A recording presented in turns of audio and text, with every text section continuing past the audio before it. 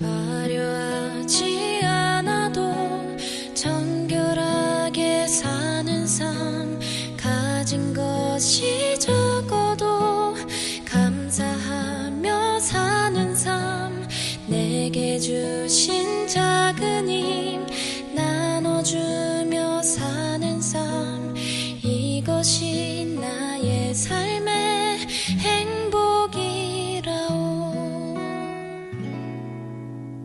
눈물 날 일 많지만 기도할 수 있는 것, 억울한 일 많으나 주를 위해 찾는 것, 비록 짧은 작은 삶 주 뜻대로 사는 것, 이것이 나의 삶의 행복이라오.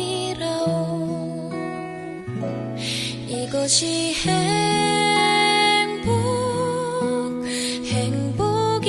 행복이라오. 세상은 할 수 없는 하나님 선물, 이것이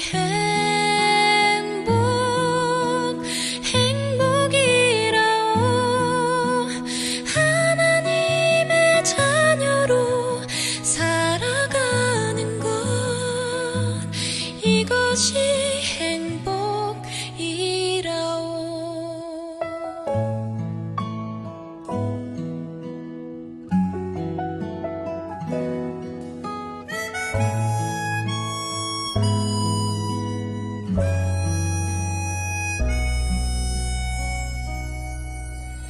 눈물 날 일 많지만 기도할 수 있는 것, 억울한 일 많으나 주를 위해 찾는 것, 비록 짧은 작은 삶 주 뜻대로 사는 것, 이것이 나의 삶의 행복이라오. 이것이 행복이라오. 세상은 할 수 없는 하나님 선물, 이것이 행복이라오.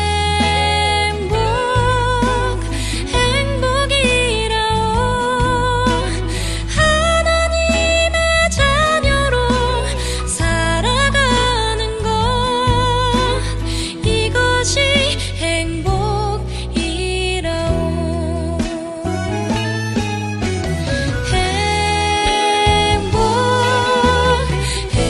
행복이라오. 세상은 할 수 없는 하나님 선물, 이것이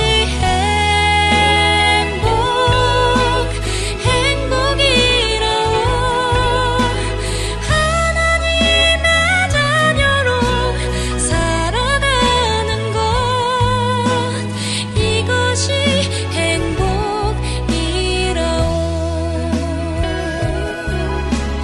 이것이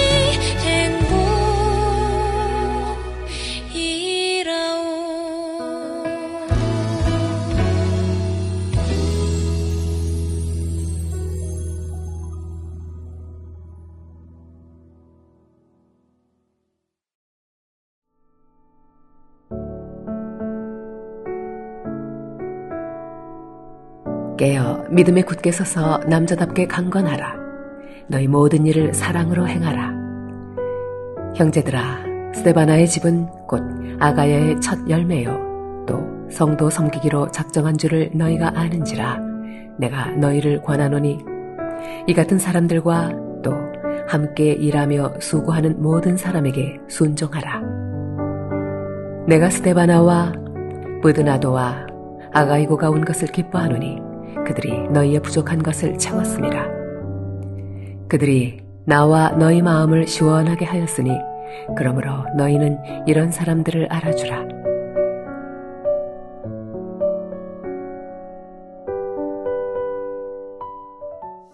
어떤 목사님이 설교 중에 성도들에게 이런 질문을 던졌어요. 여러분, 세상에서 가장 차가운 바다는 어딜까요? 바로 썰렁해입니다. 그러면 또 가장 따뜻한 바다는 또 어딜까요? 사랑해입니다. 자, 우리 모두 따뜻한 마음으로 서로 사랑합시다. 이렇게 설교를 했어요. 이제 예배 후에 어떤 여집사님이 집에 돌아가서 교회를 다니지 않는 남편에게 물었어요. 여보, 내가 문제를 하나 낼게. 맞춰봐. 세상에서 가장 차가운 바다는 썰렁해래요. 그러면 세상에서 가장 뜨거운 바다는 어딜까요? 남편이 머뭇거리면서 답을 하지 못하자, 여보, 이럴 때 당신이 나에게 해주고 싶은 말 있잖아. 그러자 남편이 비로소 고개를 끄덕끄덕거리며 이제 알겠네. 열받아. 그렇게 이야기를 했더랍니다. 여러분, 열받지 말고 정말 시원한 마음으로 살았으면 좋겠습니다. 여러분, 올 6월은 기상관측상 가장 더운 6월이었다고 하죠. 뿐만 아니라 올 여름은 가장 무더웠던 1994년 폭염이 30년 만에 재현될 것이다 라는 관측도 나오고 있습니다. 무더운 여름 가장 좋은 피서법은 뭐라고 생각하세요?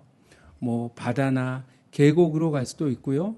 공원이나 영화관에서 시원하게 보낼 수도 있을 것입니다. 그런가 하면 냉면이나 시원한 수박을 먹을 수도 있어요. 여러 가지 방법이 있겠지만 가장 확실한 방법을 제가 알려드리겠습니다. 바로 쿨한 사람, 시원한 사람과 함께하는 것입니다. 여러분, 보기만 해도 마음이 답답하고 짜증나는 사람이 있는가 하면 반면에 어떤 사람은 만나면 마음이 뻥 뚫리고 유쾌하고 시원해지는 사람이 있어요. 그야말로 산소 같은 사람이라고 이야기할 수 있을 것입니다. 그런 사람과 함께 한다면 더운 줄도 모르고 시간 가는 줄도 모릅니다. 시원해집니다. 바로 저와 여러분이 그런 사람이 되었으면 좋겠습니다.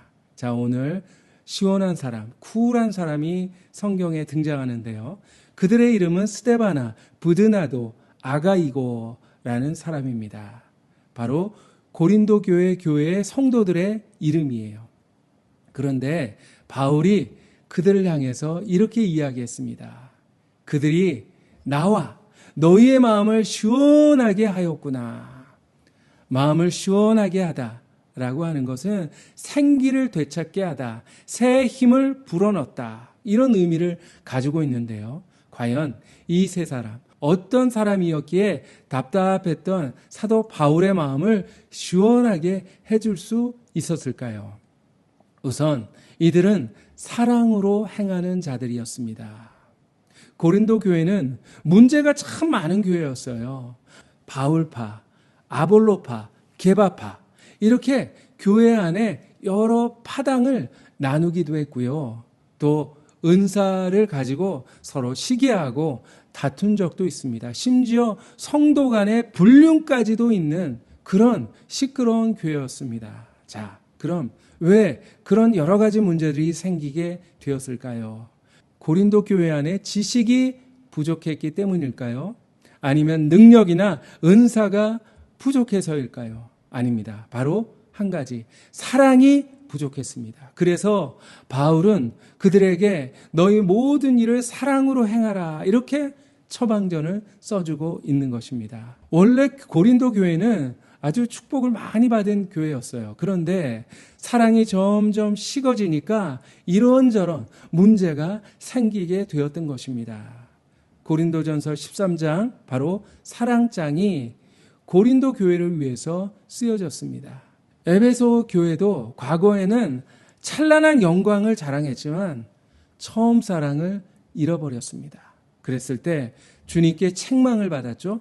회개하지 않으면 촛대를 옮기겠다, 그렇게 경고를 받기도 했습니다. 우리 가정도, 우리 교회도 사랑이 식어지면 여러 가지 문제가 생겨나기 마련입니다.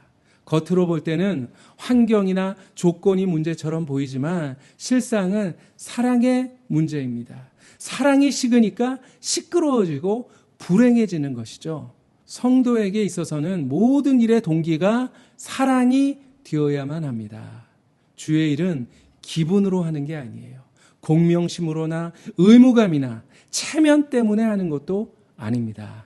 사랑으로, 주님을 섬길 때는 사랑으로 해야만 합니다. 사랑으로 하면 피곤하지 않아요. 사랑으로 해야 지치지 않고 즐겁게 할 수가 있습니다. 여러분, 야곱이 사랑하는 라헬을 위해서 무려 7년 동안 무보수로 일했지만 사랑하는 까닭에 7년을 수일처럼 여겼다. 그렇게 고백했습니다. 부모가 자식을 키울 때도 사랑으로 해야지, 돈을 받고 한다거나 의무감으로 만약 한다면 금방 지쳐버리고 말 것입니다. 사랑으로 하기 때문에 힘든 줄도 모르고 할 수 있는 것이죠. 고생을 고생으로 여기지 않아요. 여자는 약하지만 어머니는 강하다라는 말이 있습니다. 왜? 바로 자식을 사랑하기 때문입니다. 사랑 안에는 신비한 능력이 있어요. 사랑이란 본래 하나님 아버지께 속한 것이기 때문에 그 안에 무한한 힘이 있습니다. 웬만한 고통, 어려움 능히 이길 수 있는 그런 힘이 있는 것이죠. 그런데 사랑으로 하지 않으면 분명 화날 일도 생기고 속상한 일도 생길 거예요. 유혹도 받게 되고 시험에 들게 될 것입니다. 여러분, 사랑으로 봉사하고 사랑으로 전도하고 사랑으로 섬기는 그런 성도가 되시기를 바랍니다. 그래서 정말 이 짜증나는 세상을 살맛 나는 그런 세상으로 함께 만들어 봤으면 좋겠습니다. 그리고 또한 오늘 이 세 사람은 섬기기로 작정한 사람들이었어요. 여러분, 어떤 사람을 보면 짜증이 납니까? 자기밖에 모르는 사람, 자기만 잘난 척 하는 사람, 자기 이익만 챙기는 사람, 한마디로 이기적인 사람을 보면 짜증이 납니다. 반면에 자기를 희생하고 이웃을 섬기고 이타적인 사람을 보면 참 기분이 좋아요. 마음이 따뜻해지고 살맛이 나기 마련입니다. 바로 스데바나가 그런 사람이었어요.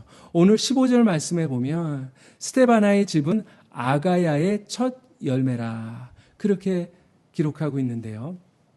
사도 바울이 아가야 지방에서 복음을 전했을 때 스데바나와 그의 온 집이 예수님을 영접했습니다. 그리고 그 후로부터 지금까지 언제나 앞장서서 하나님을 섬기고 이웃을 섬기고 교회를 섬겨왔던 것입니다. 그런데 섬기는 것도 종류가 있어요. 그냥 마지못해 섬기는 것도 있고요. 섬기기로 작정하는 것도 있습니다. 교회 안에서 그냥 기본만 하는 그런 사람이 있어요. 물론 여건상 어쩔 수 없는 분도 계시겠지만 일주일에 딱 한 번 예배 참석하고 봉사와는 거리가 멀어요. 전도 소리만 들어도 경기하시는 그런 분들이 있습니다. 그런데 또 어떤 분들은 주일은 물론이요, 새벽마다 수요일마다 구역 예배로 빠짐없이 참석하시는 분이 있습니다. 주일날 잠깐 예배드리고 그냥 돌아가는 사람도 있지만 아침부터 저녁까지 누가 시키지 않았는데도 충성 봉사하시는 분도 있습니다. 누가 시켜서 봉사할 수도 있고 뭐 체면 때문에 전도할 수도 있고요. 눈치 보면서 11조 할 수 있어요. 그러나 그렇게 하는 것과 자원해서 하는 것 전혀 질적으로 다릅니다. 사람이 볼 때도 고맙고 감동이 되는데 하물며 하나님이 보실 때 얼마나 기뻐하시겠습니까? 우리 예수님은 섬기기로 작정하신 분이었습니다. 스스로를 인자는 섬김을 받으러 온 것이 아니라 섬기러 왔다. 내 몸을 대속물로 주기 위해서 왔다 말씀하셨습니다. 자기를 낮추시고 죽기까지 복종하셨어요. 고난의 십자가까지도 마다하지 않으셨습니다. 어떻게 하면 내가 대접받을까? 어떻게 하면 내가 남에게 섬김을 받을까? 그것만 궁리하는 사람이 있어요. 그러면 항상 피곤해요. 때로는 섭섭한 마음도 찾아오고요. 시험에 빠지게도 됩니다. 섬기기로 작정해야 마음이 편해요. 여러분, 우리 모두 섬기기로 작정해 봅시다. 자원해서 기쁨으로 마음껏 섬겨 봅시다. 그리고 또 오늘 이 세 사람, 부족한 것을 채우는 사람이었습니다. 오늘 17절 말씀 가운데 그들이 너희의 부족한 것을 채웠음이라 기록하고 있습니다. 부족함을 채우는 자가 바로 시원케 하는 자, 쿨한 사람입니다. 스데바나, 부드나도, 아가이고는 교회의 부족함을 채웠습니다. 과연 어떤 부족함이 있었을까요? 재정이 부족했을 수도 있고요. 일손이 부족했을 수도 있습니다. 혹은 믿음이 부족했을지도 모르겠어요. 무엇이든지 부족한 것을 채워준다고 하는 것, 얼마나 귀한 일입니까? 사람들은 누구나 만들어질 때부터 부족함이 있는 상태로 만들어졌어요. 자기 힘으로는 그 부족함을 채울 수가 없는 거예요. 하나님이 처음 사람 아담을 만드시고 혼자 사는 것이 좋지 아니하다. 그렇게 말씀하시고 그를 위해서 돕는 배필을 만들어 주셨습니다. 여기서 좋지 않다라는 말은 부족하다라는 그런 의미입니다. 그러므로 사람은 스스로 채울 수 없는 부족함이 있기 마련이에요. 그것을 채우기 위해서 또 다른 누군가를 있게 하신 것입니다. 부족함을 서로 채워가면서 살라는 하나님의 뜻입니다. 그런데 우리는 오히려 남들의 부족함을 지적하고 또 뒤에서 흉보고 비난하는 그런 경우가 얼마나 많이 있습니까? 그러나 주님이 기뻐하시는 사람은 부족함을 감싸주고 덮어주고 보충해 주는 사람이에요. 성경에 보면 홍수 후에 노아가 하루는 술을 마시고 취해서 옷을 훌러덩 벗고 자고 있었어요.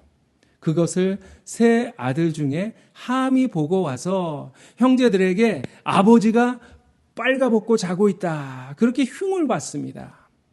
그러나 다른 아들 셈과 야벳은 아버지의 벌거벗은 몸을 보지 않기 위해서 어떻게 했죠? 뒷걸음질해서 다가가 겉옷으로 아버지를 덮어주었습니다. 함처럼 부족함을 들추어서 흉보지 않고 오히려 허물을 덮고 부족함을 채워준 것이죠. 그 일로 인해서 함의 후손은 셈과 야벳의 후손의 영원한 종이 되는 것입니다. 그런데 주님은 우리가 부족한 모든 것을 채우라, 그렇게 말씀하지 않으셨습니다. 그저 우리가 할 수 있는 것만큼 채우면 되는 것입니다. 나머지는 누가? 주님이 하십니다. 빈들에서 5,000명을 먹일 수 있었던 것, 그것은 어린아이가 가지고 온 물고기 2마리와 보리떡 5개, 그것이었습니다. 그것이 마중물이 되어서 하나님의 위대한 역사가 일어났던 것입니다. 여러분, 불난데 불구경하는 사람이 있고요, 부채질하는 얄미운 사람이 있습니다. 그런가 하면 달려가서 불을 꺼주는 소방대원 같은 사람도 있습니다.